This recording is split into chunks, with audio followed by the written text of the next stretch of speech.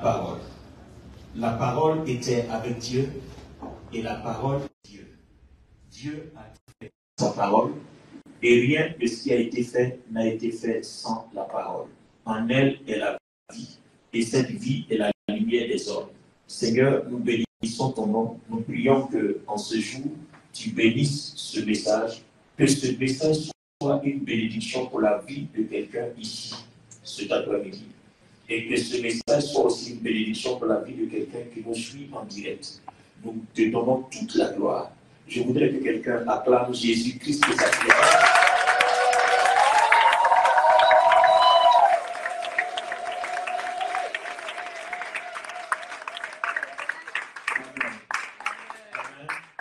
Merci de vous asseoir. Alors, les amis, que la paix de Dieu nous visite encore et encore. Amen. Que la grâce de Dieu nous visite encore et encore. Amen. Que la bénédiction et la puissance de Dieu nous visitent encore et encore. Amen. Amen. Amen. Voilà, bienvenue dans cette nouvelle salle. On est toujours à Cergy. Le décor a changé. Amen. On est toujours à Cergy. Gloire à Dieu. Amen. Et cet après-midi, j'ai quelque chose pour nous. En quelques 3 ou 4 points, je voudrais te montrer le visage de Jésus. Amen. Alléluia. Amen. En quelques points, je voudrais te montrer le visage de Jésus.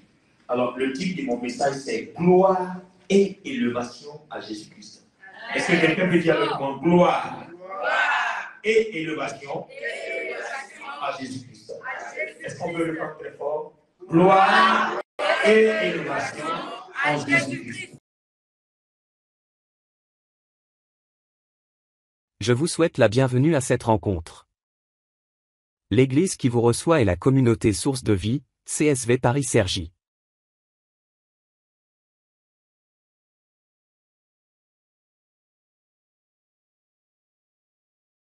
Je suis Dr Olivier Bonny, le pasteur principal. Très heureux d'être ici avec vous aujourd'hui.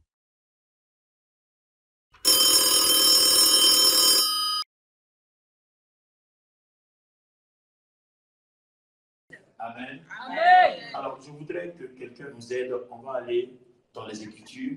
Nous allons prendre partie par partie. Nous allons prendre Éphésiens, le chapitre 1. On va lire du verset 8 jusqu'au verset 10. Alors, pour que Jésus-Christ arrive sur la terre, Dieu avait un projet. Pour que Jésus-Christ arrive sur la terre, Dieu avait un projet. Nous voulons montrer le projet. Et ensuite, deuxièmement, on va expliquer le projet. Parce que vous vous souvenez, nous allons tous à l'église. Mais quelqu'un a besoin de comprendre l'intérêt d'être à l'église. Pourquoi est-ce que nous quittons nos maisons et le dimanche, nous venons nous asseoir dans une salle pour venir adorer Dieu? Il est important de le savoir. Parce que si on ne le sait pas, souvent on est perdu parce qu'on ne sait même pas pourquoi on est là. Alléluia. Et quand nous comprendrons ce message, et que nous trouverons notre intérêt en Jésus-Christ et ce que Jésus est capable de faire pour nos vies, désormais, nous saurons pourquoi Dieu a implanté ou alors institué l'Église. Pourquoi Dieu a permis que Jésus meure à la croix. Qu'est-ce que nous y gagnons? Alléluia. Amen. Tu gagnes quoi à être à l'Église? Tu gagnes quoi à donner ta vie à Jésus-Christ? Tu gagnes quoi à avoir le Saint-Esprit en toi? Et tu gagnes quoi à avoir le Christ en toi? Amen. Qu'est-ce qu'on gagne? Que tu sois homme, que tu sois femme, que tu sois vieux, vieille, adulte, que tu sois jeune, que tu sois adolescent, qu'est-ce que tu gagnes à avoir Jésus-Christ dans ta vie? Qu'est-ce que tu gagnes à avoir le Saint-Esprit dans ta vie? Qu'est-ce que tu gagnes à avoir la puissance de Dieu dans ta vie?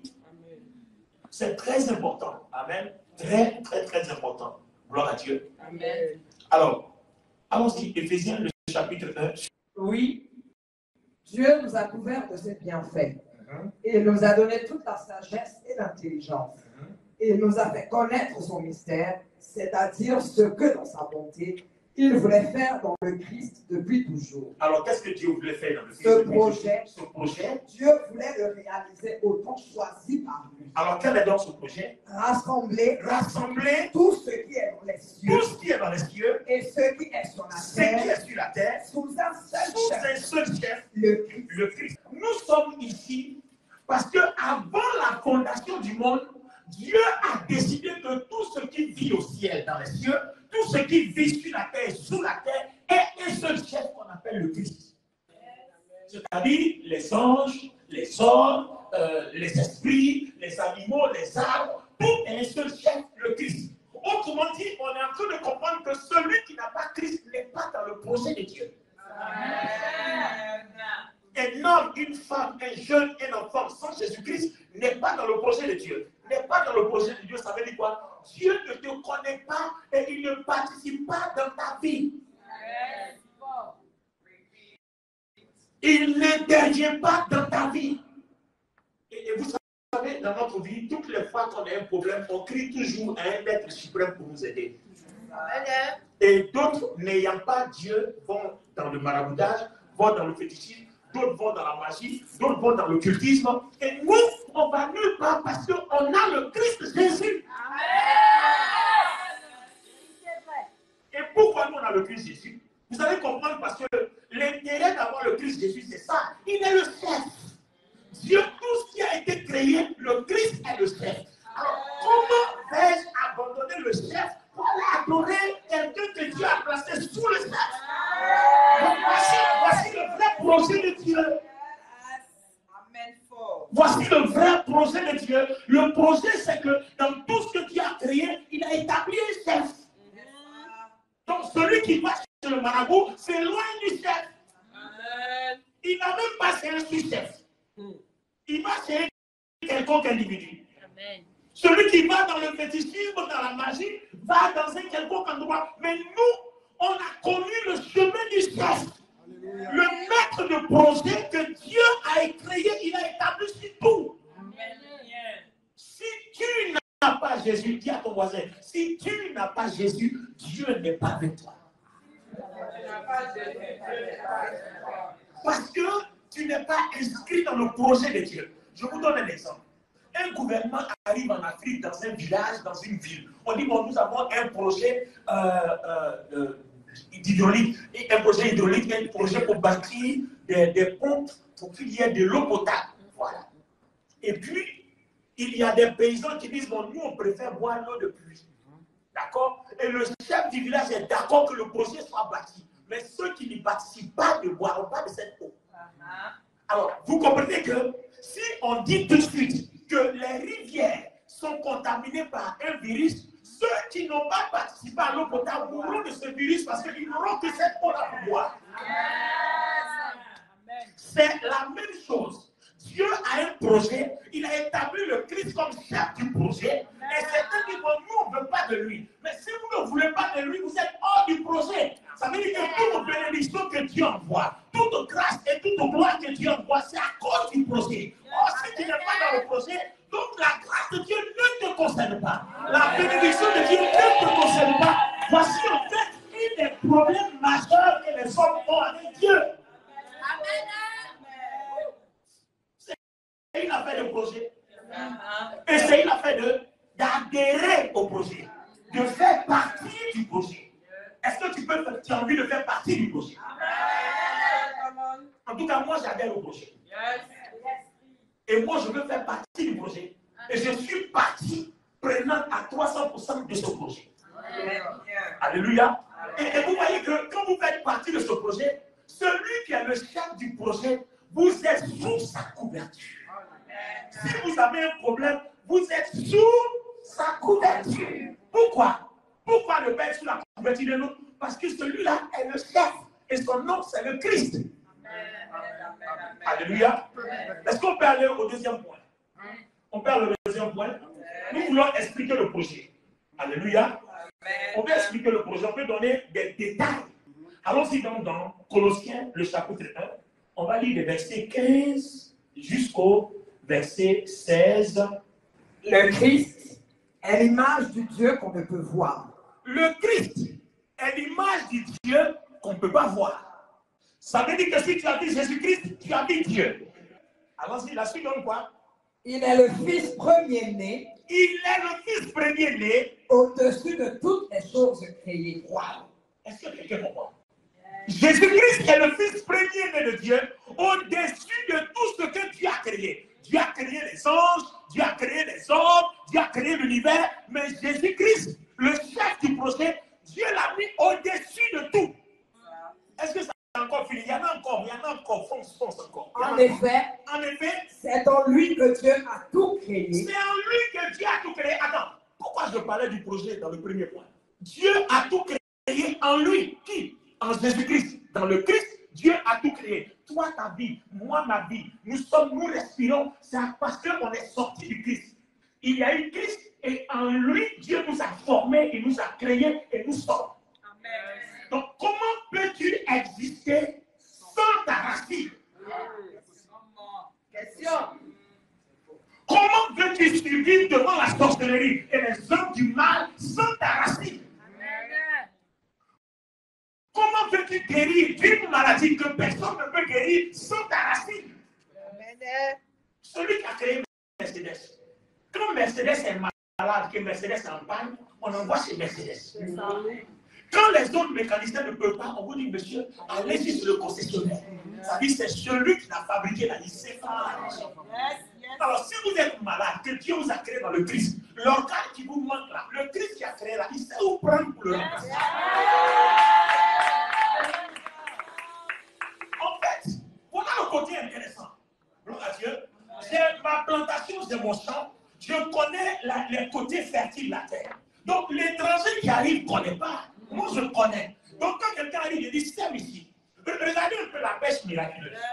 Si vous vous souvenez, il y a une pêche miraculeuse. Ça s'est passé comment? Les disciples, les Pierre et autres ont pêché toute la nuit, ils n'ont rien eu. Jésus arrive, le chef du projet, le maître du projet arrive. Et puis il a dit, avance ici, jette ton filet là. Et il lui dit, Seigneur, on a pêché toute la nuit. Il lui dit, le projet là, c'est moi. L'eau que tu vois là où nous pêchez pour la venir là, le projet là, c'est moi. C'est sous moi que Dieu l'a placé. C'est par moi que Dieu l'a créé. Jette ton filet là. Je ne sais pas si quelqu'un comprend un peu la valeur et la gloire de Christ. C'est pour ça que le titre de mon message, c'est gloire et élévation à Jésus-Christ.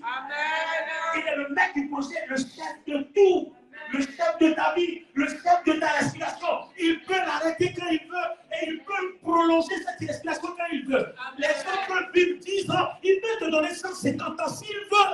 Amen. Le chef du projet. Ça veut dire que nous avons une façon de nous comporter. Nous devons avoir une manière de nous comporter avec lui. Amen. Nous devons avoir cette façon-là de marcher avec Jésus-Christ. Yes. Très important. Et nous ne devons pas oublier cela. Alléluia. Il y a encore plus intéressant devant. Allons-y. Dans les cieux et sur la terre, les choses qu'on voit et celles qu'on ne voit pas, les forces et les esprits qui ont autorité et pouvoir. Attends, les forces et les esprits qui ont autorité et pouvoir, génie, démons, diable, tout ça, Jésus est le chef de tous. Donc, quand toi tu prends ton génie, tu rentres dans ta maison, Dieu te regarde depuis une vie, il dit, mais lui, là, il ne connaît pas les bonnes choses que je lui ai données. Je t'ai donné un chef. Et puis toi, tu laisses le chef, tu te vas prendre le génie, tu prends le démon, tu prends la rivière, tu prends le bois sacré, mais va vers le chef. Les forces et les pouvoirs qui ont autorité, Dieu les a placés sous le Christ. Amen. Continue, il y en a encore, continue. Tout est créé par lui. Et pour lui. Tout est quoi? Tout est créé par lui et pour lui. Le génie est créé par Jésus-Christ. Le génie est créé pour Jésus-Christ. Les anges sont créés par Jésus-Christ. Les anges sont créés pour Jésus-Christ. Les hommes sont créés par Jésus-Christ. Les hommes sont créés pour Jésus-Christ. Ça veut dire que le génie lui-même, là, quand il regarde Jésus, et puis on dit, lui, là, appartient à Jésus, il n'a même pas cœur et courage pour toucher à la personne. Parce qu'il sait que lui-même, il est créé pour lui et par lui. Il ne peut pas se lever contre lui. Il ne peut pas se lever contre lui. Est-ce que la Bible nous bénit sur la terre? Est-ce que la parole de Dieu nous bénit sur la terre? L'esprit malin qui tourmente ta vie, le jour où il comprendra que tu appartiens à Christ, il changera de chemin. Parce qu'il sait que tout est créé par Jésus-Christ et pour Jésus-Christ. Alors dites-moi, le démon de Gadara, quand il a rencontré Jésus, est-ce que Jésus a parlé? Non. Le démon, Jésus passait et le démon était sur le chemin. Il a commencé à dire, fils de David, que tu me tues, ne nous tourmente pas, ne nous aide pas l'enfer. Pourquoi? Parce qu'il reconnaît son chef. Il reconnaît son chef. Il sait qu'il est créé par son chef, mais sa désobéissance, son chef l'a rendu comme ça. Donc les esprits ne nous envoient pas dans l'enfer, dans les tourments, dans les lieux arides. Et puis Jésus dit, bon, écoutez, comme je suis le boss, où voulez-vous que je vous envoie? Et même il dit, dans le troupeau de porc. Dans le troupeau de porc. Il dit, bon, allez-y là-bas. Et ils sont sortis de l'homme, et ils sont allés dans le troupeau de porc, et le troupeau de porc allait se noyer dans la rivière, et l'homme est devenu normal. Jésus-Christ peut te rendre normal à la minute. Amen. Jésus-Christ peut te rendre normal à la minute. Tu diras peut-être je ne suis pas malade. Oui, dans la vie, on n'a pas besoin que de santé. Quand on a besoin de santé, on a besoin de la longévité. Ah oui, dès qu'on a la santé, il nous faut la longévité. Et après la longévité, il nous faut la protection. Parce qu'un accident est capable de nous ramasser à chaque instant. Une pandémie peut survenir d'un moment à l'autre et puis tuer des gens de façon inattendue. Donc vous voyez que avoir Jésus-Christ, avoir sa protection, ce n'est pas une affaire de je veux un mari, je veux du travail. Non. C'est plus que ça, c'est au-delà même de ça. C'est une prolongation, c'est au-delà même de ça. C'est pour ça que avoir Jésus-Christ, ce n'est pas une plaisanterie, c'est un problème sérieux. À n'importe quel moment, tu peux mourir. Vous vous levez le matin, on vous appelle, on vous dit un parent est décédé. Il a eu quoi? On dit non AVC. Pourtant, vous avez posé avec lui la veille, vous avez parlé avec lui la veille, vous-même vous êtes promenés ensemble, vous avez même joué au football, vous avez mangé ensemble. Et au milieu de la nuit, il a eu un AVC. Parti de quoi? On ne sait pas.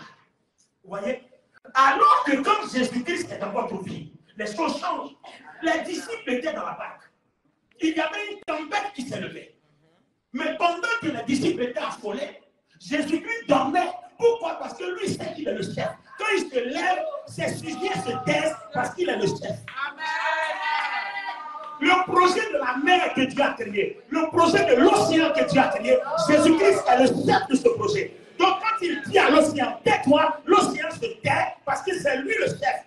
Dieu a créé tout par lui. Donc l'océan a été créé par lui et l'océan a été créé pour lui. Amen. Il est l'auteur et le consommateur. Vous voyez que c'est tellement simple et clair. Est-ce qu'on peut avancer dans le projet? Amen. On est dans la partie détaillée du projet au deuxième point. Verset 18. Verset 18. C'est lui qui est la tête du corps. C'est lui qui est la tête du corps. C'est-à-dire de l'Église. C'est-à-dire de l'Église. Il est le commencement. Donc, il est la tête du corps, c'est-à-dire de l'Église. Alors, permettez que je vous explique quelque chose. Alors, regardez bien. Vous voyez, la Bible dit quoi? Jésus-Christ est la tête de l'Église. Et l'Église est le corps de la tête, c'est-à-dire de Christ. Donc, voici un corps. Vous avez une tête, vous avez tout. Donc, si Jésus est la tête, toi, tu es quelque part là. Peut-être le doigt, peut-être l'orteil, peut-être le ventre. En tout cas, tu es quelque part. En tout cas, tu n'es pas sur la tête. Tout ce qui concerne la tête, ça c'est le Christ. Amen. Amen. Comme tu as donné ta vie à Jésus, tu es un doigt, tu as le dos, tu as les reins, tu es quelque chose en tout cas. Tout le reste, c'est le corps. Amen. Écoutez, maintenant, là où ça devient intéressant dans la vie, ça devient intéressant de donner sa vie à Jésus. Quand tu es dans une organisation où le chef de tout, celui pour qui tu as été créé là, il est le chef depuis là, il est là. Et puis tout est attaché à lui. Bon, la mort, la maladie, les démons là, eux ils passent où peut t'avoir? Parce que pour t'avoir, il faut que lui là, il donne son accord.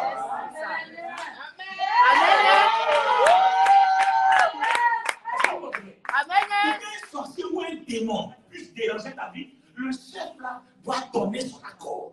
Si le chef là ne donne pas son accord, leurs œuvres ne passent pas. Parce que quand ils arrivent, le chef tend son bras.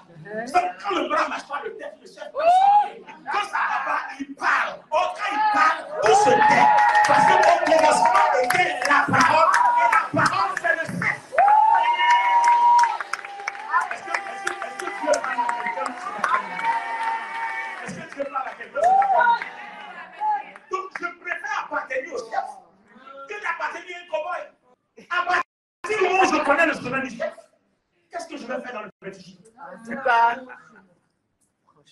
Qu'est-ce que je vais faire chez les États de Corée? Jésus-Christ est la tête et il est le chef. Amen. La tête est le chef de l'église. C'est-à-dire là où on est, notre chef est au milieu de nous. Seulement il est invisible. Amen. Il est là et puis il nous regarde. Quand on va à la maison, à cause de ce qu'on fait partie de l'église, notre chef nous regarde. Il est avec nous partout où on va. Dans nos voyages, il est dans l'avion. Il est dans le car. Quand on prend un taxi, le chef est là. Il est partout avec nous. Sa présence nous sécurise. Son esprit nous sécurise. Et c'est là, c'est ce qui fait notre assurance d'avoir le Christ. C'est ça la différence. Alors que ton féticheur, quand tu l'as consulté, ton marabout, quand tu l'as consulté, dès que tu sors de sa présence, il ne t'accompagne plus dans ton action. Et quand tu lui demandes, est-ce que ça peut aller, il dit si Dieu le veut. Amen. Oh, le chef qui est avec toi, il dit non, ne t'inquiète pas, je suis avec toi. Amen. Il dit garde le silence. Même s'il y a le vent et la tempête, garde le calme, je suis avec toi. Quand la tempête s'est levée contre le navire, la pirogue, le bateau, les disciples ont dit Seigneur, lève-toi. Mais là, ce qui est intéressant, c'est qu'eux, ils ont quelqu'un qu'ils peuvent réveiller quand ils ont besoin de secours. Mais quand toi, tu as laissé ton marabout au village quelque part là-bas, et puis tu es venu, tu le réveilles comment? Puisqu'il n'est pas là où il y a la tempête, il a su comment? Alors que nous, notre chef, il est partout avec nous. Partout où on bouge, il est là. Partout où on marche, il est là. Là où on entre notre chef, il est là. On peut le réveiller à chaque moment. On peut l'appeler à chaque moment. On peut l'inviter à chaque moment. Il dit, invoque-moi et je répondrai. Invoque-moi et je répondrai. Tu peux l'invoquer aujourd'hui, il répondra. Tu vas l'invoquer demain, il répondra. Partout où tu es, il répondra parce qu'il est le maître de l'univers et il est partout en même temps. C'est ça, la gloire et l'élévation à Jésus-Christ qui est notre titre cet après-midi. Amen. On peut avancer. Il est le commencement, celui qui, le premier, est levé de la mort pour être le premier de tous. Il est le commencement. Celui qui, le premier, est levé de la mort pour être le premier de tous, toujours et partout. Yeah. Donc Jésus, il est toujours le premier de tout. Partout, il est le premier de tout. Donc, c'est quelqu'un comme ça là, que toi tu négliges.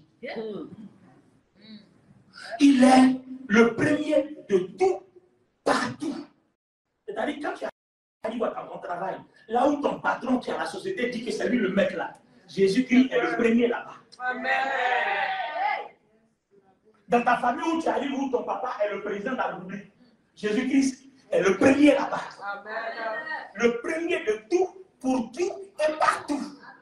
Jésus-Christ, le premier de tout, pour tout et partout.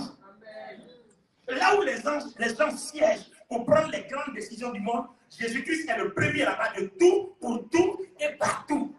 Le premier en Amérique, le premier en Afrique, le premier en Europe, le premier en Asie, le premier partout en Océanie, le premier dans toute la nation, le premier partout. Ça veut dire quoi? Ça veut dire que Dieu ne prend jamais une décision sans que lui donne son accord. Amen. Ça veut dire que toi, quand Dieu veut bénir ta vie, quand Dieu veut prendre un projet te concernant, le Fils est d'accord. S'il ne t'accorde pas, ça ne marche pas et ça ne passe pas.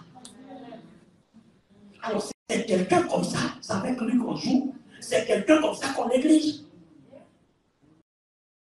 Ce serait vraiment de la folie de tourner notre dos à ce Jésus. Celui qui prend toutes les décisions concernant notre avenir, notre vie, c'est-à-dire ton hier, ton aujourd'hui et ton demain, c'est Jésus-Christ qui décide.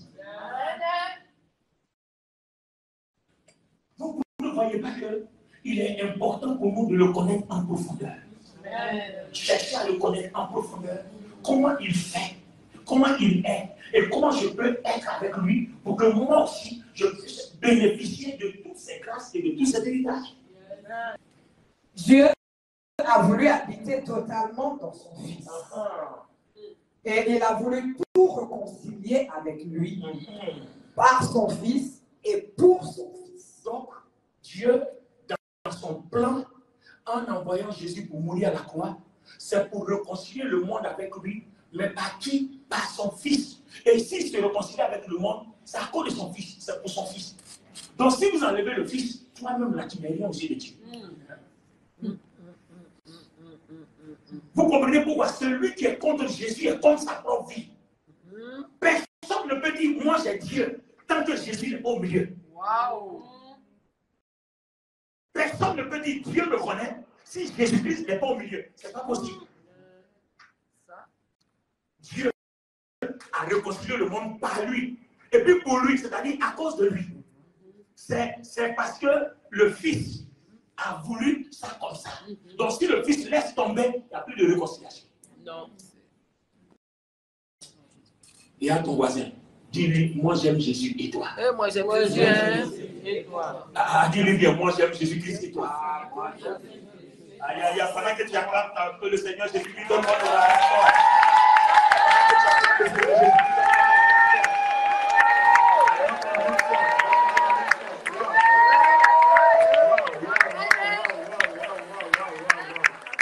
Alléluia.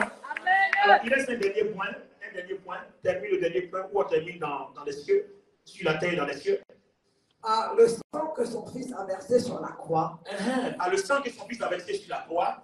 Dieu a fait la paix sur la terre et dans les cieux. Donc, si aujourd'hui Dieu dit, je vais te bénir, c'est parce que Dieu regarde le sang que son Fils Jésus-Christ a versé sur la croix. C'est pour ça qu'il vient faire la paix. Si tu enlèves ce sang-là, Dieu te tue parce que tu es désagréable à ses yeux à cause du péché. Mais à cause du sang-là, il n'y a plus de péché et Dieu peut s'approcher de toi. Amen. Alors, que serais-tu sans le sang de Jésus-Christ? Tu comprends pourquoi j'ai dit, on finira le message avant d'aller à la Sainte-Seine. Et c'est après ça que je prie pour les malades. Amen. Aucun malade sortira d'ici sans ce sang. Tu es venu malade, tu ne partiras guéri. C'est une promesse que le Seigneur nous a faite par la grâce le dimanche dernier. Et aujourd'hui, je vais prier pour chacun. Individuellement, le Seigneur va faire quelque chose. Si tu n'es pas malade, il y a beaucoup d'autres choses à faire dans ta vie. Amen. Et dimanche prochain, je continuerai encore dans la prière. Amen. Dimanche prochain, je continuerai dans la prière. Et Dieu va opérer. Amen. Celui qui ne croit pas au miracle va voir un miracle. Amen. Le miracle, ce n'est pas quand tu vois les étoiles se dépasser. Alléluia. Le miracle, c'est quand tu as arrêté aussi, que la voiture te dépasse, ça va tuer quelqu'un, alors que ça aurait dû te tuer d'abord. Ça aussi, c'est le miracle. Mais ça n'arrive pas par hasard. Ça arrive parce qu'il y a un chef qui veille sur la vie, qui a dû toucher de son doigt la voiture pour que la voiture dévie ou aller ailleurs. Pendant que tu t'arrêtes. C'est ça qu'on appelle le miracle. Le miracle, c'est des choses incontrôlables aux yeux des hommes. C'est ça le miracle. Et c'est par la puissance du Christ par lequel tout se produit. Alors, est-ce qu'on parle au troisième point? Alléluia. Et pendant que je suis en train de prêcher, si quelqu'un est malade, en écoutant ce message et en adhérant au projet de Dieu, je suis convaincu qu'à la fin, Dieu va te guérir. Amen. Alors, le troisième point concerne tout ce que Dieu a établi, tout ce que Dieu a fait du Christ, et puis maintenant, notre rapport avec le Christ, c'est-à-dire toi et moi, avec tout ce que le Christ est. Alléluia. Bon, qu'est-ce qu'il peut faire pour moi? C'est-à-dire, moi, je gagne quoi dans cette cause-là? Alors, ce que toi et moi nous gagnons, qui fait que nous sommes réunis, qui fait que nous aimons Jésus, qui fait que nous aimons Dieu, qui fait que nous aimons l'Église, se trouve dans Éphésiens, le chapitre 1, les versets 19 et le verset 20. Éphésiens 1, 19, 20. Vous connaîtrez la puissance extraordinaire. Attends, vous connaîtrez, il va de qui? Il va de nous. Donc nous, on connaîtra la puissance extraordinaire que Dieu a montré pour nous qui croyons en Jésus. Amen. Donc nous, on connaîtra la puissance extraordinaire que Dieu a montrée pour nous qui croyons Jésus.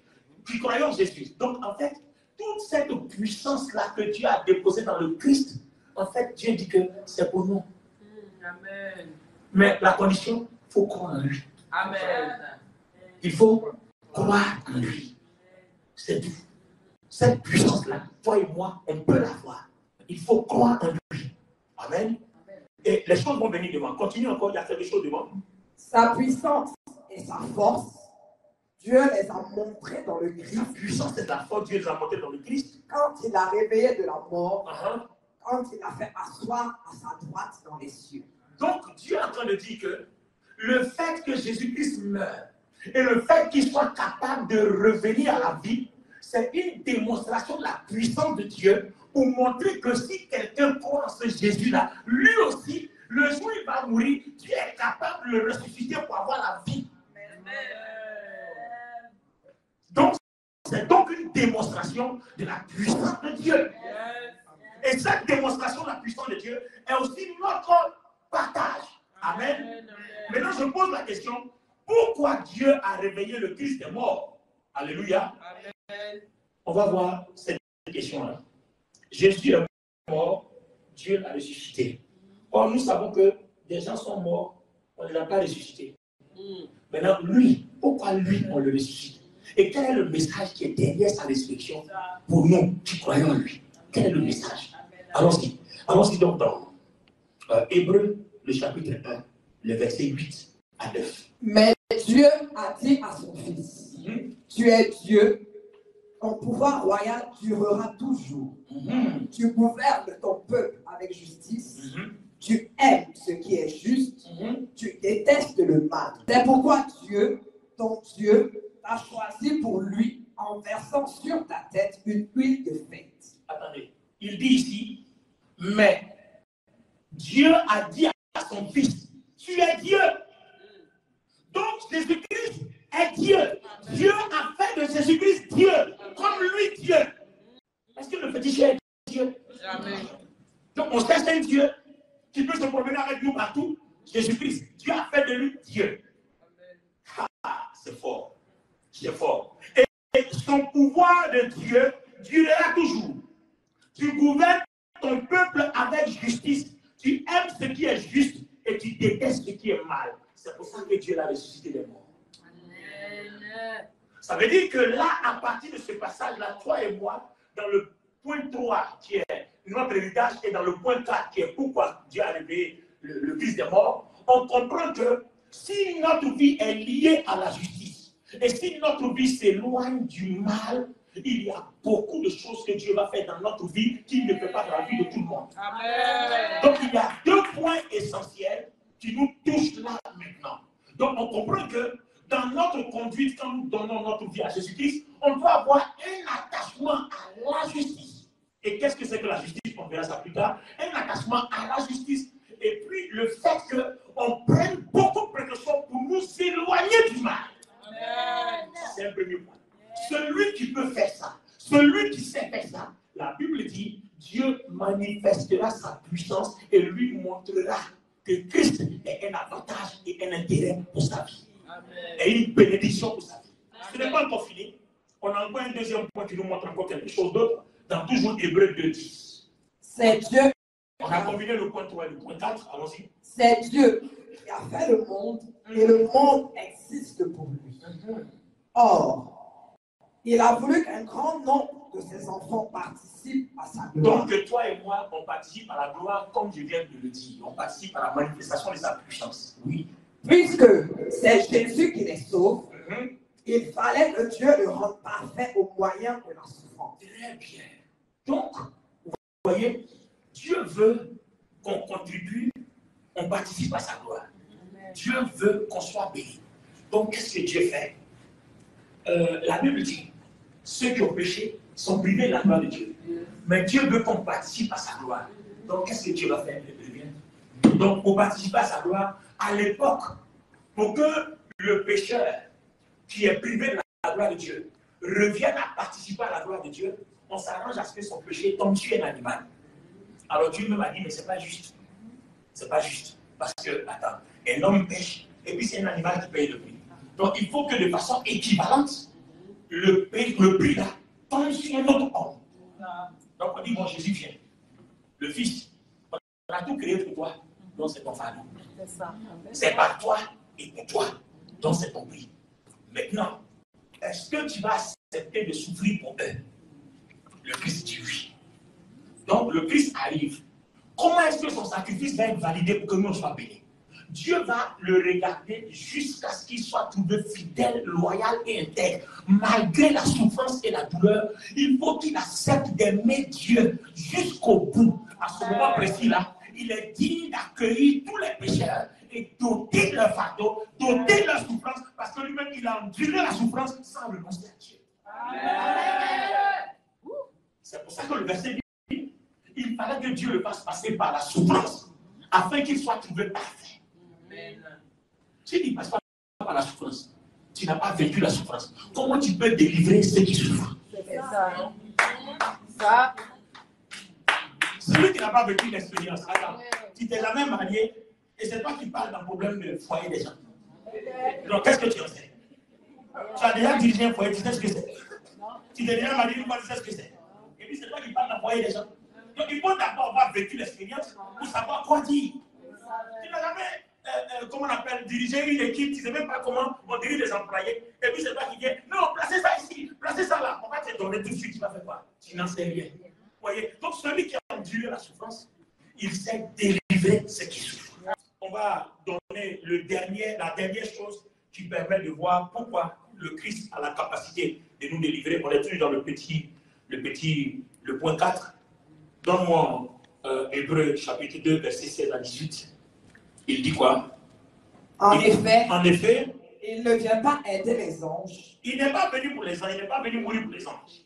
Mais il vient aider ceux qui sont de la famille d'Abraham. Donc il vient aider ceux qui sont de la famille d'Abraham que Dieu a choisi depuis Genèse 12 et ceux qui seront de la famille d'Abraham par la foi, parce que Abraham est le père de la foi. Donc à partir d'Abraham, nous voyons deux lignées. On a la lignée familiale par le sang et puis on a la lignée spirituelle par la foi. Donc Abraham donne deux lignées. Amen. Voilà. Le père de famille et le père de la foi. Donc tous ceux qui acceptent Jésus par la foi deviennent famille d'Abraham. C'est pourquoi il devait ressembler entièrement à ses frères et à ses sœurs. Très bien. Ainsi, il est devenu un grand prêtre, plein de bonté. Et quelle est sa qualité? Et fidèle dans le service de Dieu pour obtenir le pardon des péchés du peuple. C'est ce que je viens de vous expliquer.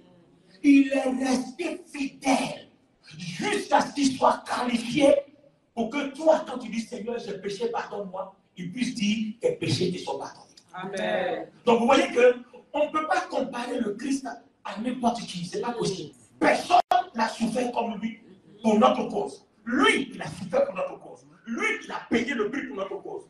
Donc il est digne de nous sauver, il est digne de nous racheter. C'est lui qui a souffert pour notre cause. Donc notre adoration, c'est pour lui. Notre louange, c'est pour lui. Notre service, c'est pour lui. C'est lui que nous devons servir, c'est lui que nous devons craindre. Si nous avons un Dieu, dans Hébreux 1:8, il dit tu es Dieu. C'est Dieu qui dit tu es Dieu. Nous avons un Dieu qui s'appelle Jésus-Christ. Il est pleinement Dieu, à l'image de Dieu, établi par Dieu lui-même, Dieu. Donne-moi ton amen, frère. Donne-moi ton amen, bien. Alléluia. Alors, puisque Jésus a été fidèle, nous allons vers la conclusion. Puisque Jésus a été fidèle dans toutes ses voies, puisque Jésus est resté intègre, loyal, juste, alors quel est le résultat? Qu'est-ce que Jésus obtient à la fin? Regardez maintenant le couronnement. C'est pour ça que le titre du message est dit gloire et élévation à Jésus-Christ. Donc, quand on reste fidèle à ce Jésus, lui qui est resté fidèle à Dieu, regardez ce qu'il a eu. On va aller tout à l'heure dans Éphésiens chapitre 1, 21 22. Ça, c'est ce que lui a obtenu. Maintenant, si nous, imaginez, si nous, lui est fidèle, on gagne quoi? My God. Seigneur mon Dieu. Lui, il a été fidèle à Dieu. Je vais vous lire ce qu'il a gagné. Maintenant, si toi et moi, lui est fidèle, on gagne quoi? C'est le côté intéressant d'être chrétien, d'appartenir à Christ. Et c'est pour ça que nous, on vient à l'église. Ce qu'on gagne là, qu'on ne peut pas gagner sur le féticheur, on ne peut pas gagner dans la magie, on ne peut pas gagner dans l'occultisme. C'est pour ça que nous, on vient à l'église. Lis-nous ça. Je suis sûr que quelqu'un sera épaté. Regardez ce que Jésus a gagné dans toute sa fidélité. Dans tout le projet de Dieu là, du petit 1 jusqu'au petit 5 maintenant. Le résultat, c'est quoi? Ainsi, le Christ est placé au-dessus de toutes les forces et de toutes les puissances qui ont autorité et pouvoir. On va aller doucement, doucement, doucement et doucement. Et Et donc, on dit bien, vous voyez comment le verset, on dit ainsi. Ça dit à cause de tout ce qu'il a fait. Voilà, ça c'est le résultat. À cause de tout ce qu'il a fait, ainsi, le Christ a fait quoi? Attends, Jésus est placé. Il est placé au-dessus de toutes les forces, sorciers, génies, pauvreté, malédiction. Jésus-Christ est placé au-dessus. La mort, la maladie, Jésus-Christ est placé au-dessus. C'est pour ça que si je prie pour toi, au nom de Jésus, tu seras guéri, parce que lui, il est placé au-dessus. Est-ce que placé au-dessus là? Je vais expliquer parce que je veux que quelqu'un voit ce que c'est. Placé au-dessus. Attends. Est-ce que vous voyez la chair là? Vous voyez la chair? Oui. Bien. Je vais soulever mon appareil. L'appareil est placé où? Au-dessus. Bon, attends. Si je mets l'appareil là ici, est-ce qu'il peut contrôler cette chair là? Non. Mais pour contrôler la chair, il faut qu'il soit placé où? Maintenant, on dit Jésus est placé au-dessus de toutes les forces. Donc la chair est une force, est une puissance. Jésus est placé au-dessus. Ça veut dire que quand Jésus dit à la force là, tais-toi, d'accord, chef, je me tais. Je ne sais pas si quelqu'un comprend. Quand Jésus dit au sorcier, tais-toi, d'accord, maître, je me tais. C'est devant toi le sorcier, fait quoi qu'il est puissant. Sinon, quand Jésus se lève, il se tait. C'est-à-dire, quand Jésus se lève, il se tait. C'est-à-dire, c'est devant toi le sorcier, fait quoi qu'il a. Mais sinon, quand Jésus parle, lui, il se tait. Dans la barque, quand Jésus s'est levé, il a dit tempête, calmez-vous. Ils ont fait quoi? Se sont calmés. Pourquoi? Parce qu'il est placé au-dessus. Alors, je dis, oh, j'ai parlé comme vous dans la rue. J'ai dit, donc c'est ce monsieur-là, c'est lui que tu négliges. Mais c'est que tu as négligé ta vie. Parce que ces forces, ces puissances-là vont jouer avec toi. C'est pour ça que nous, on a donné notre vie à Jésus, puis on vient à l'église. Si tu ne donnes pas ta vie à Jésus, tu ne viens pas à l'église, toutes ces puissances-là vont jouer avec toi. Le problème, c'est que tu peux dire, oh, je vis bien, ça va. Mais il ne faut pas oublier, oh, ta vie, là, ça va finir juste sur la terre. Maintenant, quand tu vas mourir, là, tu vas aller où? C'est maintenant là, le problème. Parce qu'aujourd'hui, tu manges. Je veux même dire à quelqu'un, attendez, le Saint-Esprit me donne des choses. On ne vient pas à l'église à cause de l'argent. On ne vient pas à l'église pour le travail. Parce que par la magouille, on a le travail dans le monde. Par les sacrifices humains, on a l'argent. C'est-à-dire qu'en fait, on peut être riche sans Dieu. Tu peux être multimilliardaire sans Jésus-Christ. Il y a beaucoup de portes pour être multimilliardaire.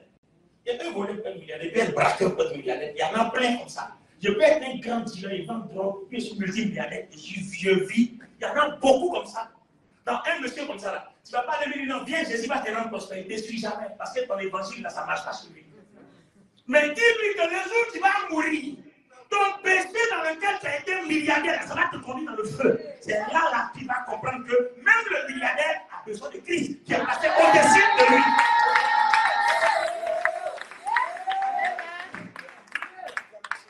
Est-ce que le Saint-Esprit parle à quelqu'un ce matin? Vous voyez que dans toutes nos vies, chacun de nous a besoin de Jésus-Christ en quelque chose.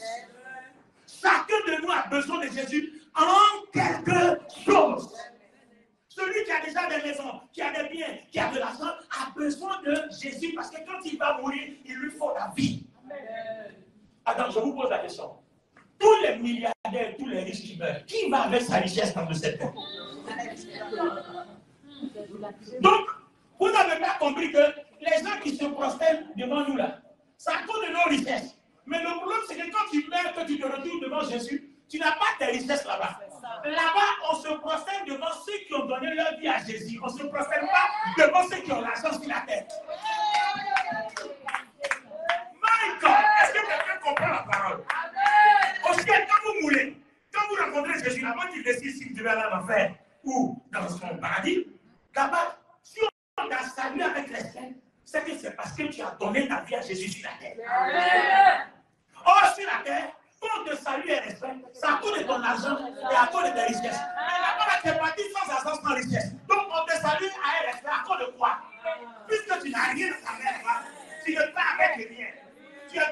comme le Père était, tu t'en vas avec rien comme le Père était. Donc si le Père était a été habillé et respectable sur la vie, là-bas tu es encore nu. Donc on te respecte avec quoi? Avec le revêtement que Jésus te donne. Aïe, aïe.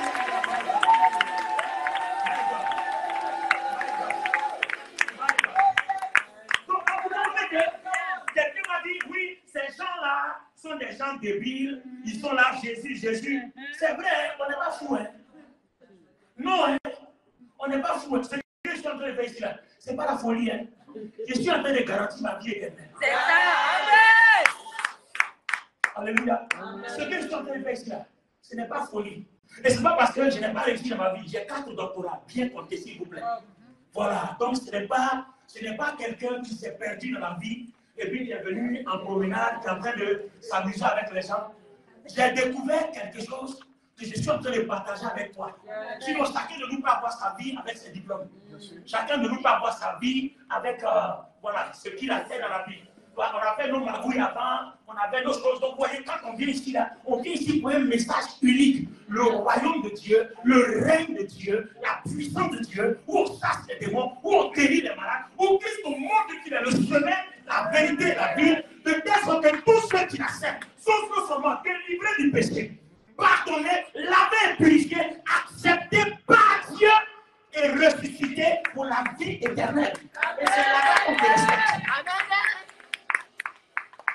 Amen. Est-ce que je peux encore parler? Amen. Je peux conclure? Alors, j'ai posé la question, j'ai dit, le résultat, qu'est-ce que Christ obtient après avoir été juste, intègre, fidèle et loyal à Dieu? On vient de voir ainsi. Le Christ est placé au-dessus de toutes les forces, de toutes les puissances qui ont autorité et pouvoir. Il est au-dessus de tout. Dis avec moi, il est au-dessus de tout. Il est au-dessus de tout. Alors, les amis, quand on vous dit quelqu'un au-dessus de tout, c'est-à-dire au-dessus du président, au-dessus de l'ONU, au-dessus de l'OMS, au-dessus de tous les grands, de tous les rois, au-dessus de l'argent, au-dessus de l'or, au-dessus du diamant. On dit bien tout. Quand on dit tout, alors les amis, c'est tout. Il est au-dessus de ta santé. Tes organes vitaux là, il est au-dessus. C'est-à-dire si tu dis, il veut dire à quelqu'un, je ne veux plus que tu vives. Et son cœur doit s'arrêter. Ou ton cœur s'arrête. Parce qu'il est au-dessus de tout. Tout lui obéit et tout le respecte. Can I continue? Yes. Amen. Alors, il est au-dessus de tout ce qui existe. Non seulement dans le monde d'aujourd'hui, mais aussi dans le monde qui vient. Et dans le monde là, ça ne s'arrête pas ici. Hein. Donc si toi, tu as de l'argent ici, tu travailles bien, tu dors bien, il ne faut pas penser que c'est fini. Hein. Il y a un autre monde. Dieu ne t'a pas créé pour que tu vives après un monde et puis ta vie s'arrête. Non, il y a un autre monde qui est le prolongement. Et cet autre monde-là, là-bas, on ne meurt plus. Mais pour ne pas mourir là-bas, ça dépend de ce que tu fais avec Christ ici, dans ce monde-là. Si tu ne peux pas mourir sur la terre, là, après ça, et puis c'est fini pour toi, ce qu'on fait avec Christ ici, là, ça dépend de ta relation avec lui. Alléluia. Donc, il y a deux mondes. Il y a notre monde, là où on vit maintenant. Il y a un autre. Et c'est à cause de cet autre-là que nous, on est ici. Nous, on n'est pas ici à cause parce qu'on a besoin de travail, on a besoin de mari, on a besoin d'argent. On est ici parce qu'on va aller dans l'autre monde. Amen. Sinon, le travail, tu vas à l'école, tu étudies, tu as un diplôme, tu as travail. Vous comprenez? C'est pas pour ça que Jésus est mort. Amen. Cependant, si tu as Jésus-Christ et que tes diplômes, malgré que tu les as, il y a un problème quelconque pour avoir du travail, lui t'apporte son secours. C'est-à-dire le problème qui crée le barrage là, il l'ôte. Une fois il a ôté, ton diplôme sera validé pour que tu aies du travail. Amen. Alléluia. C'est pour ça aussi qu'on est avec lui. C'est-à-dire, nos diplômes sont sécurisés, nos talents sont sécurisés, nos potentiels sont sécurisés. C'est-à-dire, avec ton diplôme, tu ne chômes pas avec Jésus-Christ. Voilà, avec ton potentiel, tu ne deviens pas pauvre et malheureux avec Jésus-Christ. C'est pour ça aussi qu'on est avec lui. Alléluia. Parce que lui-même le dit dans les évangiles, celui qui donne sa vie à Jésus-Christ, il aura non seulement sur cette terre de la richesse, de l'argent, de l'or, tout ça, et puis maintenant dans le siècle à venir, la vie éternelle. C'est-à-dire, dans le monde qui vient là-bas, tu seras une personne élevée. Dans le monde qui vient, tu seras une personne élevée, mais dans ce monde-là, tu seras aussi élevé. On a cette garantie, on a cette promesse que ici on est élevé, là-bas on est plus qu'élevé. Amen. Amen ou amen pas? Amen ou amen pas? Et puis si quelqu'un abandonne son argent, abandonne tout, abandonne pour moi, je lui en donnerai, et puis il va au centuple, je lui donnerai 100 fois.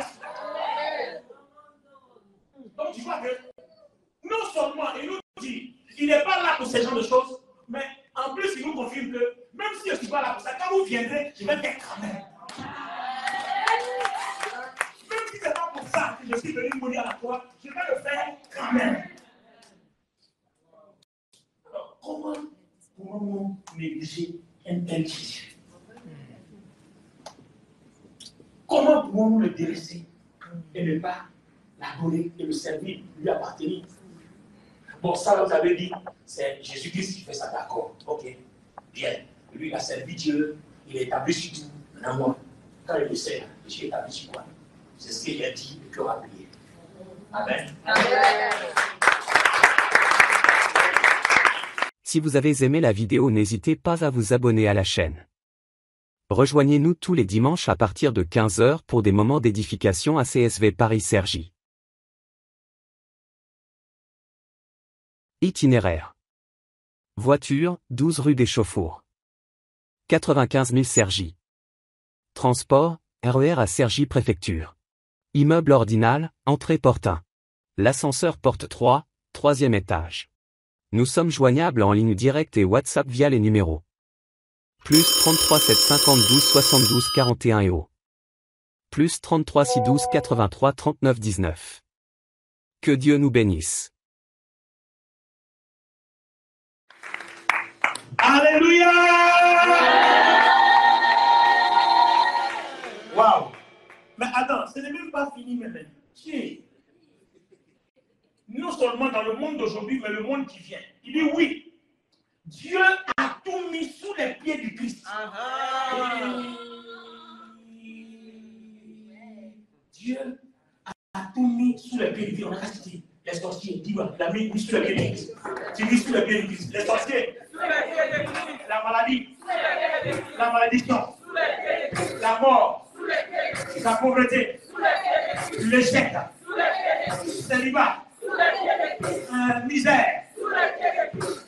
Quoi encore? Génie. Magie. Dieu a tout mis sous les pieds de Christ. Maintenant, il a tout mis sous les pieds de Christ et il a mis le Christ au-dessus de tout et il l'a donné comme tête à l'Église. Waouh! Maintenant, j'ai dit, Éphésiens 1, dit, l'Église est le corps de Christ. En elle, le Christ est totalement présent. C'est-à-dire, toi, tu es dans le corps. Tout à l'heure, j'ai fait la démonstration du corps de Christ. Et puis on dit, le Christ est totalement présent. C'est-à-dire, celui sous les pieds de qui on a tout mis, celui qu'on a placé au-dessus de tout, on dit, dans notre assemblée, là, depuis la tête, là, on dit, il est totalement présent dans le corps de Christ. Alors, premièrement, qu'est-ce que nous entendons? Avant de lire Hébreux 2:8, voilà ce que nous entendons d'abord, premièrement. Prépare Hébreux 2:8. Alors, les amis, voici le Christ. On a vu sa tête et puis on a vu le corps. Et on dit, le Christ là, il n'est pas seulement la tête. C'est-à-dire lui-même, son tout est totalement présent dans le corps. Amen. C'est pour ça maintenant que le message nous envoie dans Galates 2:20. Et puis maintenant, il dit, si un élément du corps, c'est-à-dire si je vis, ce n'est plus moi qui vis, c'est le Christ qui vit en moi. C'est-à-dire Dieu qui habite pleinement dans le Christ. Et le Christ qui habite pleinement dans le corps, habite aussi pleinement en toi seul, c'est-à-dire individuellement en chacun.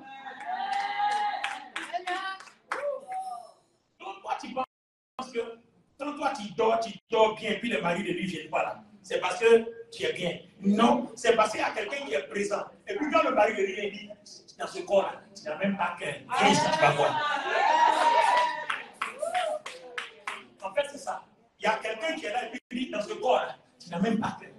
Tu n'as même pas, c'est-à-dire, tu n'as même pas courage, même pour boire courage ou pour la musique, tu ne peux pas ce que j'ai. Ah non, tu ne peux pas ce que j'ai. Tu ne peux pas.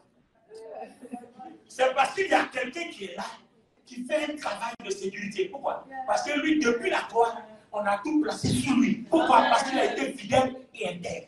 C'est pour ça que la Bible dit quoi? On dit quoi? Il rôde. Voilà, quand il vient comme ça, il dit quand il vient, il dit quoi? On dit, notre ennemi rôde, voilà, comme un lion résistant, il cherche une opportunité. C'est-à-dire que le jour où tu vas te tromper, tu vas déposer Jésus à côté, tu vas dire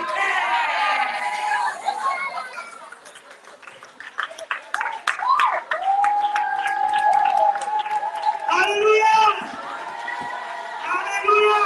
Sinon, tant que tu ne vas pas déposer Jésus, il arrive dans la mort, la malédiction, les sorciers, la guerre. Qu'est-ce qu'il arrive? Voilà, c'est bon. Ma chère, à côté un mieux, parce que lui là, c'est le chef. Tu l'as touché, il vient encore, il regarde un peu. D'accord. Maintenant, qu'est-ce qu'ils font? Ils sont au loin. Et puis ils envoient mensonge. Tout ce qui peut chasser le Christ. Mensonge. Vol, viol, impudicité, adultère, fornication, maraboutage, fétichisme. Oh, quand ça vient là, maintenant, le Christ dit, je vous ai donné le pouvoir. En mon nom. Quand ça vient comme ça, tu dis au nom de Jésus. Et le Christ sort, il réagit. Parce que le même Christ, il était là dans le corps de Jésus. La femme qui perdait le sang, quand elle a touché, il dit, qui m'a touché? Il y a une force qui est sortie en moi. Donc là où tu es assise, la force de Christ est en toi. Donc quand tu commandes au nom de Jésus, il y a une force qui sort. Il y a une force qui sort. Il y a une force qui sort. Et tu opères pour que Jésus-Christ demeure toujours le chef de tout.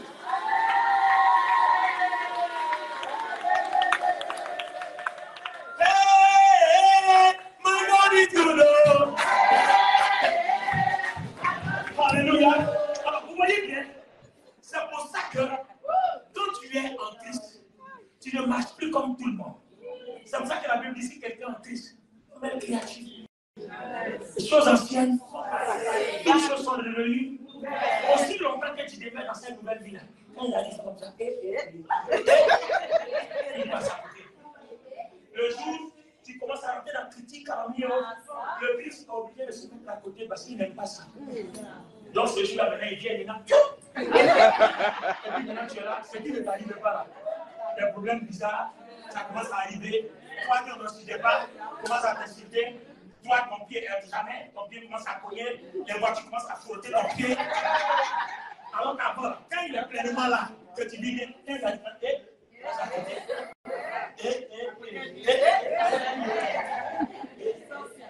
vous voyez? Alors, est-ce qu'on peut terminer?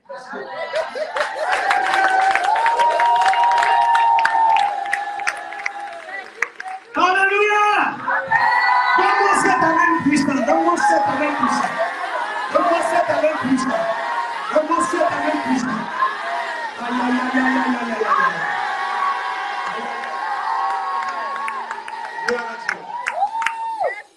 Alors, avant qu'on prie pour les malades, qu'en est-il pour nous?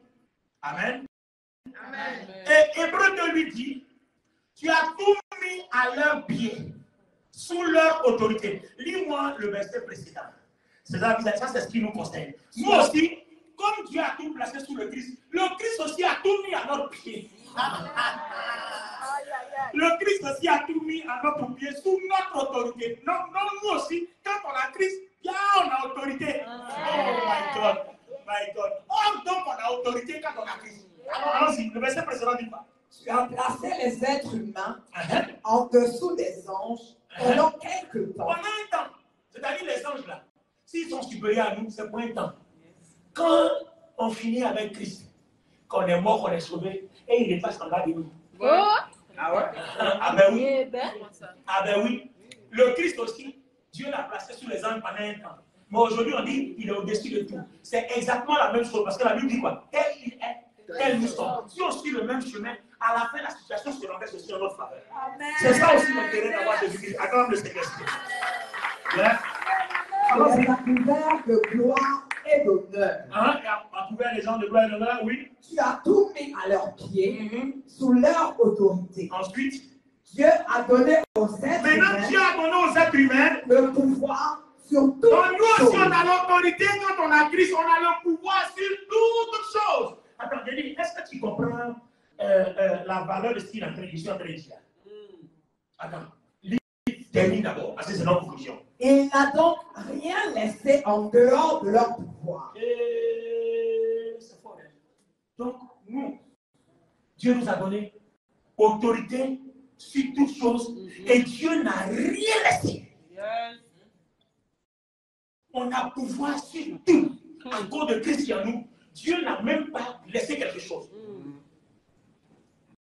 Si quelqu'un comprend ça là, il fait quoi dans la magie?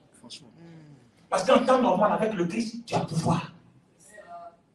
Le marabout même là, c'est toi, il doit venir consulter. Non, est-ce que j'ai parlé à quelqu'un? Le féticheur là, c'est que toi, il doit venir chercher le pouvoir. Le magicien là, c'est que toi, il doit venir chercher le pouvoir. Mais dans les salles de la bonne, il y a un magicien comme ça, et l'image, il poursuivait les bonnes, il cherchait le pouvoir. Donc vous voyez que quand on manifeste le Christ, la puissance du Christ, c'est vers nous que ceux-là doivent venir. C'est pas nous, c'est pas nous, c'est pas à nous d'aller vers eux, c'est à eux de venir à nous. On dit bien, suis tout. Et puis il dit encore, continue. Pourtant, aujourd'hui, nous le voyons bien, les humains n'ont pas encore pouvoir sur tout. Bien, les amis, c'est là que ça commence. Et c'est là qu'on est. Vous voyez, Dieu nous a donné pouvoir sur tout à cause de Christ. Donc quand je bêche, c'est lui qui a pouvoir sur tout. Moi aussi, j'ai pouvoir sur tout. Quand celui qui a pouvoir sur tout habite en moi, moi aussi j'ai pouvoir sur tout. Maintenant, le verset dit pourquoi aujourd'hui, les hommes n'ont pas pouvoir sur tout. Donc pourquoi les hommes n'ont pas pouvoir sur tout? Et qu'est-ce qu'il faut faire pour avoir pouvoir sur tout? C'est ça que j'ai enseigné dimanche prochain.